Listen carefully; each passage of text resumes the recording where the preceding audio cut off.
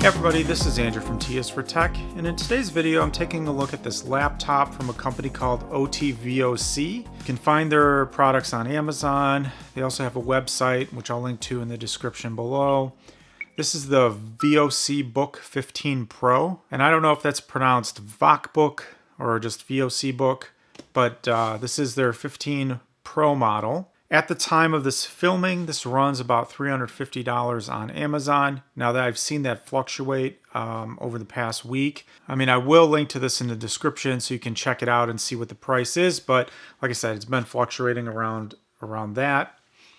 And I'm going to open this up and then start to kind of take a look at it and go over the specs as I'm doing that. But here you can see the VOCBook 15 Pro. It's a 15.6 inch display. The model number is N1, designed by OTVOC, made in China. On the front here, there's a little bit of a screen print of what it looks like. We'll go ahead and open it up and see what you get in the package, and we'll do obviously all the standard tests that I've been doing on the channel for mini PCs and PCs, and we'll do that with this as well. So in here you do get a user manual, kind of goes over some different aspects of that. And then you have the power adapter.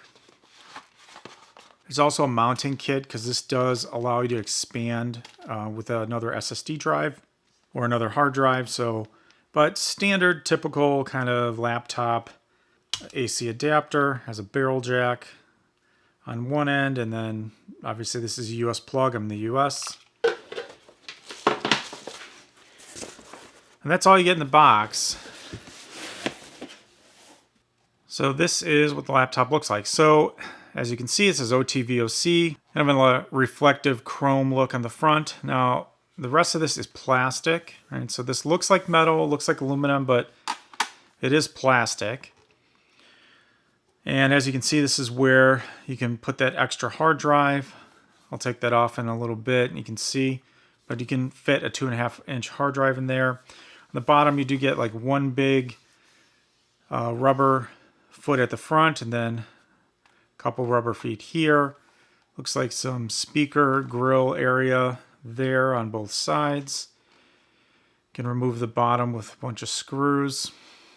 On the left side, you see the power adapter there. You have a USB 3, HDMI port, a Type-C USB port, a couple indicators for power and charge level. There's a Kensington lock port.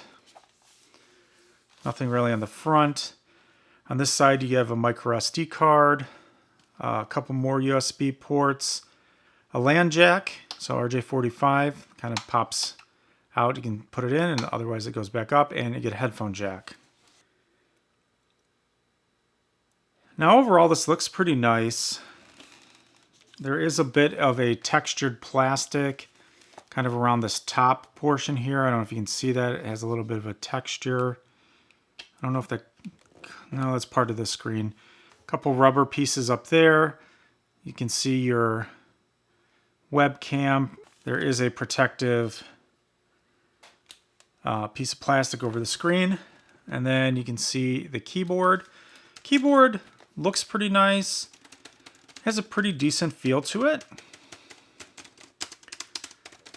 Nice kind of feel. Not like a MacBook. I don't know if you've... MacBook, but any other kind of PC keyboard with this like chiclet type key feels very much the same. You can see along the top you have your function row, a bunch of different, in blue, the alternate functions there. It does have a number pad here, which is kind of nice. Power button in the top corner, trackpad with a pretty positive feel. Now it does have these dots here that make it look like a speaker, but those are not speakers. It's just screen printed on there, kind of for looks. It's kind of on both sides there, as you can see. The screen will lay down pretty much flat, so kind of like a 180-degree range of motion here with the screen. Pretty sturdy. It does flex a little bit, as you can see.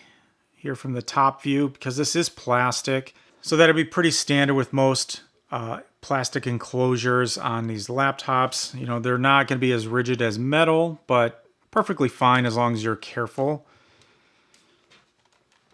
So, I mean, as you can tell, just looking at it, it kind of looks like a MacBook. Similar kind of look and feel to a MacBook. I mean, this definitely is not a MacBook though, obviously. And it does sit pretty flat. Here I don't notice any rocking or anything like that. So I'm going to go ahead and turn this on. And then I will do the setup and kind of get to the other part of the video with my testing and all that in a little bit. This does come preloaded with Windows 11 Home.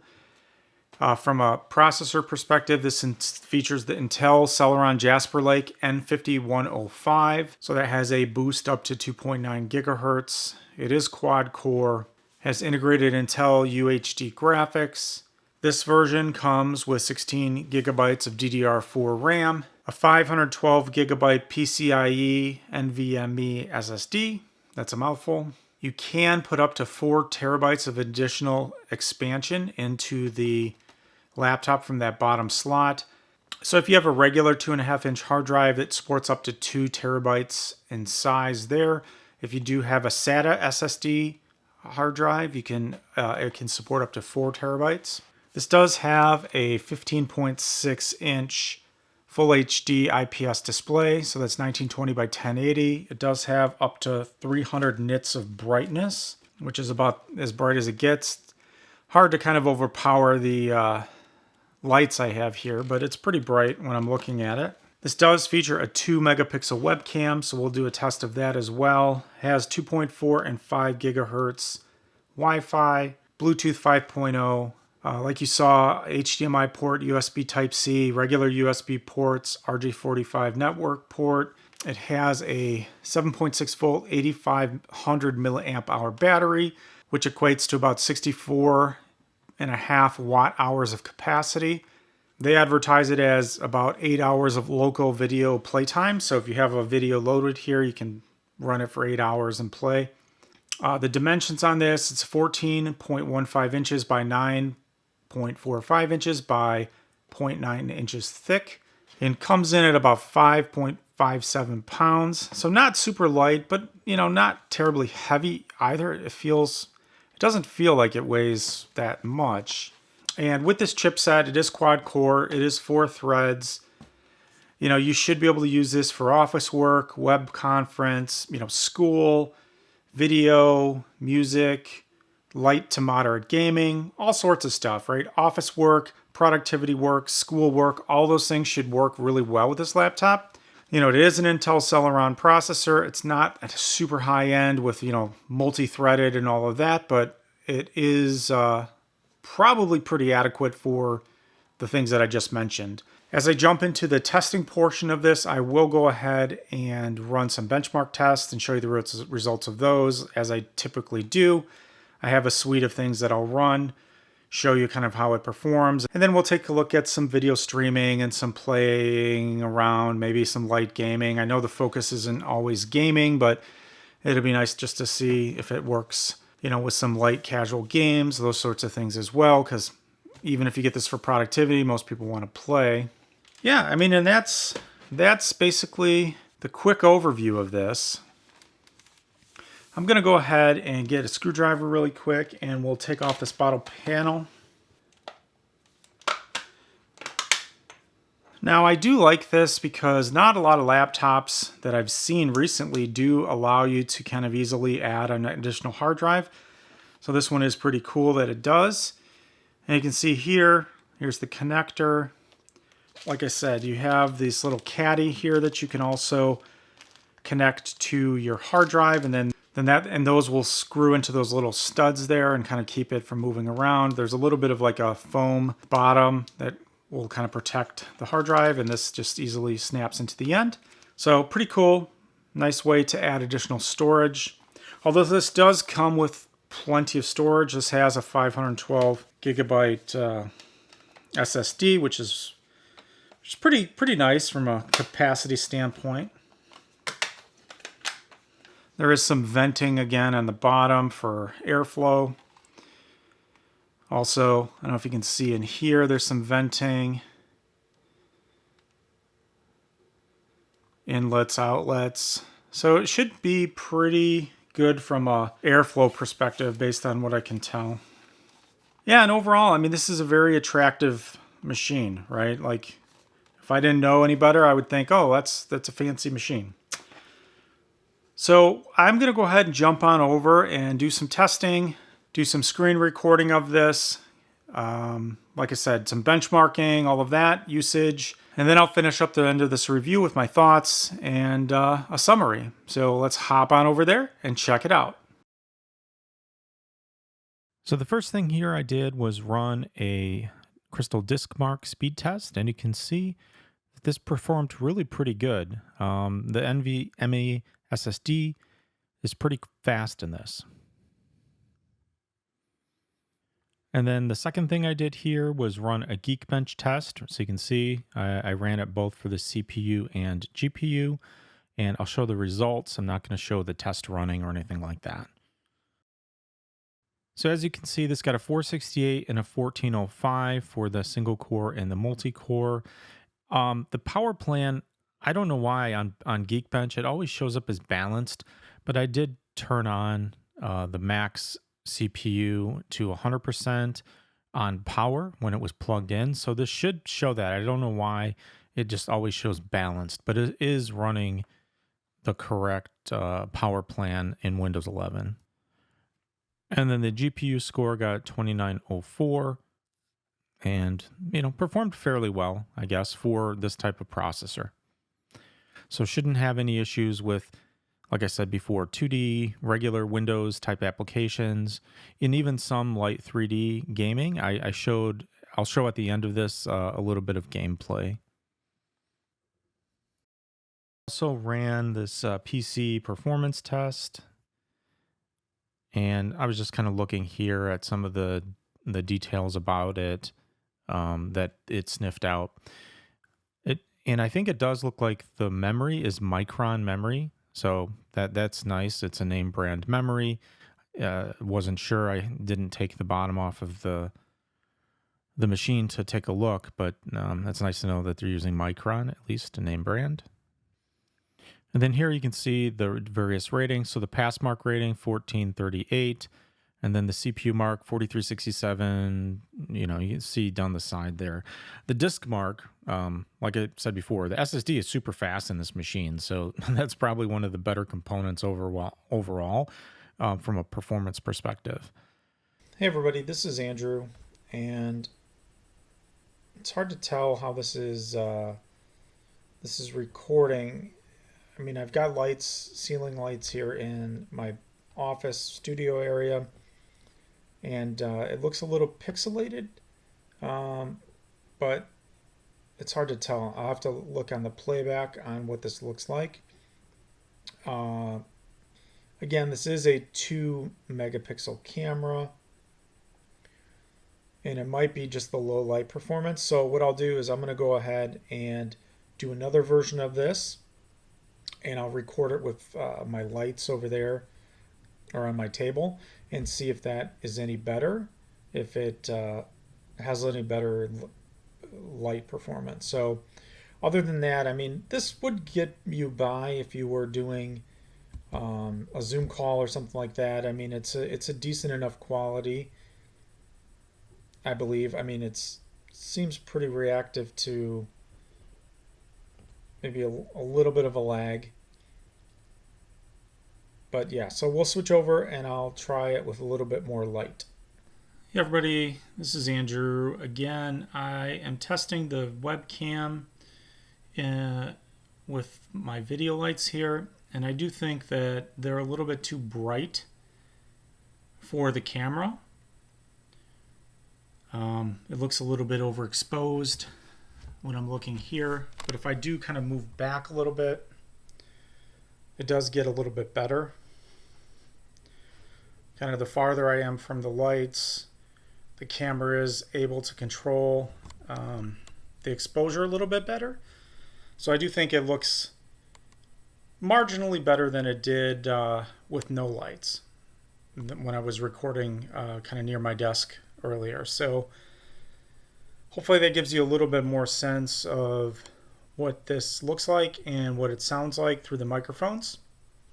So anyways, that's basically all I wanted to do over here, is just record another sample. And here I was just kind of opening up Windows and looking around. I went to the settings. I think I'll go to the settings here, just show what the settings show up as when you first. I think I was checking the display settings and a few things there, but then I'll jump over to the about computer or about system. And then, as you can see, has the device specifications there at the top. At the bottom it shows it's the Windows 11 Home Edition. And there's a little bit of information about OTVOC support.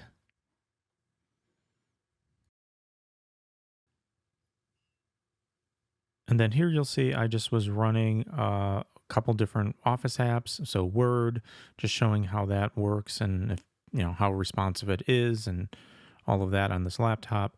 And the experience was really pretty good. So if you're thinking about using this for any kind of productivity perspective and using Office 365, any of those, it works well. I mean, works just as I would expect on any computer.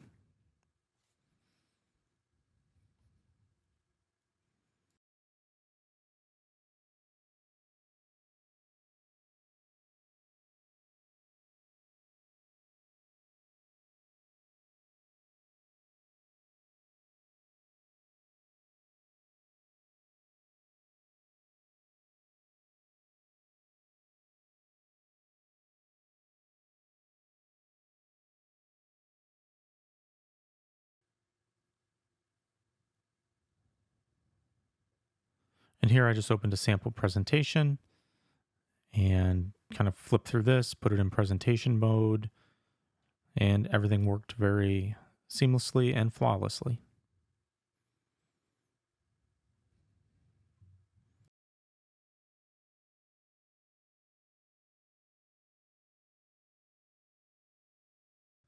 And then here I just went to my YouTube page to click on a couple of videos, play those just to see how the streaming works.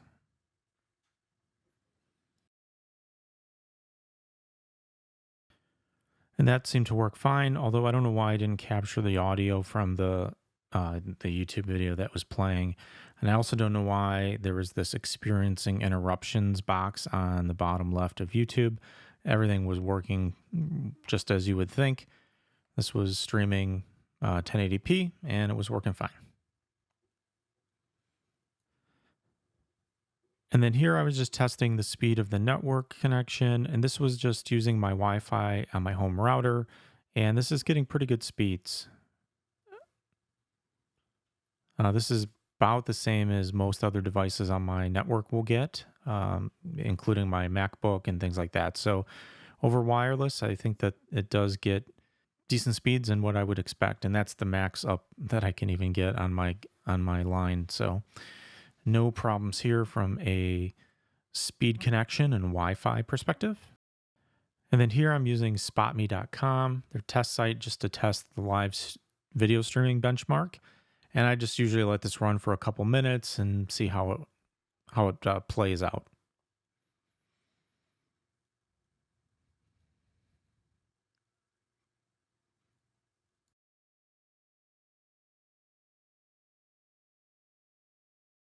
And basically that just runs for a little bit and then it just shows this message. It basically says you're watching in high quality. If the video has been playing at this quality for a few minutes, then you're fine, right? So basically the streaming works really well. And then here I just pulled up the task manager while it was streaming just so you can see a little bit of the stats on the CPU and GPU and memory and all of that.